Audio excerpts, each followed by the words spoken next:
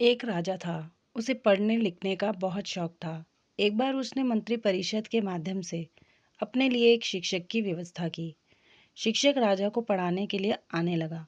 राजा को शिक्षा ग्रहण करते हुए कई महीने बीत गए, मगर राजा को कोई लाभ नहीं हुआ। गुरु तो रोज खूब मेहनत करते थे, परंतु राजा को उस शिक्षा का कोई फायदा नहीं हो रहा था। राजा बड़ा परेशान।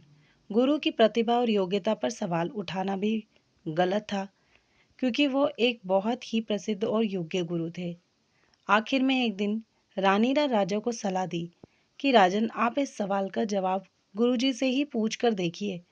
राजा ने एक दिन हिम्मत करके गुरुजी के सामने अपनी जिज्ञासा रखी। हे गुरुवर, क्षमा कीजिएगा, मैं कई महीनों से आपसे शिक्षा ग्रहण कर रहा हूँ, पर मुझे इसका कोई लाभ नहीं हो रहा है। ऐसा क्यों है? गुरुजी ने बड़े ही शांत स्वरों में जवाब दिया। राजन, इसका कारण बहुत ही सीधा है।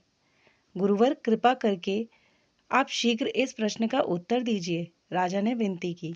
गुरुजी ने कहा, राजन, बात बहुत ही छोटी है, परंतु आप अपने बड़े होने के अहंकार के कारण इसे समझ नहीं पा रहे हैं और परेशान और दुखी हैं।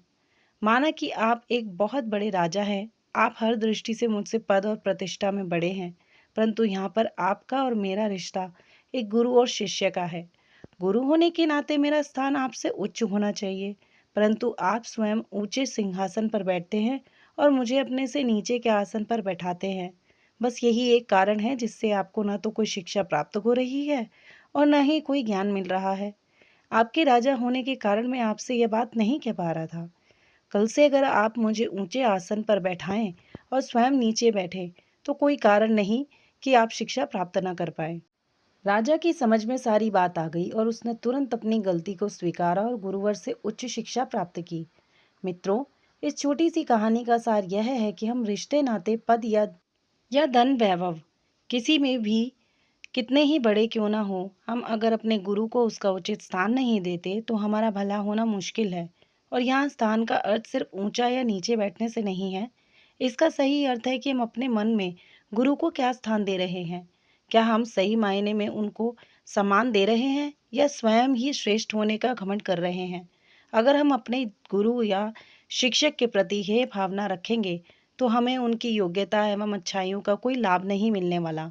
और अगर हम उनका आदर करेंगे, उन्हें महत्व देंगे, तो उनका आशीर्वाद हमें सहज ही प्राप्त होगा।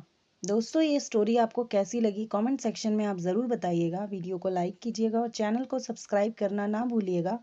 धन्यवाद।